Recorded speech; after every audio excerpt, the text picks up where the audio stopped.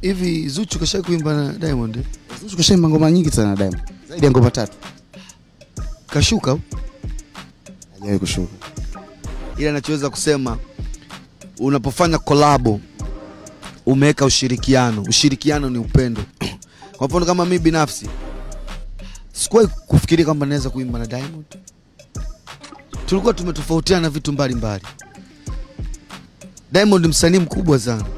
Umeona?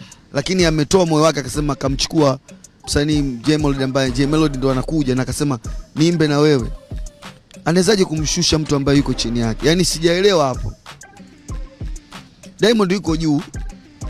Anamshushaje mtu ambaye anakushusha yuko chini? Na unapofanya collab na mtu ina maana kuna watu ambao wa Diamond mimi walikuwa wanijui. Kwa hiyo mimi kuimba na Diamond nimekutana vitoto vipya. Umeelewa? 2000 wana pale nimenyang'anya watu, nimemnyang'anya Diamond, nimemnyang'anya Jay Melody watu wake nao mimi. Umeelewa? Na Jay Melody ananyang'anywa na watu wangu wale ambao walianza game kitambo. Huko mbaitwa Jay Melody, wengine hawana habari, hawamjui hata Jay Melody ndo nani. Ndo huyu tumeona ngoma yake na Baisa. Kwa hiyo mnapofanya kazi, imini mnashirikiana wote kwa ajili ya kugawana mashabiki. Kwa hiyo bwana Mwijaku swala lake na Diamond namheshimu na mzee wa Kazula Mimba na heshimu. Wanalijua wenyewe, usiwaingilie.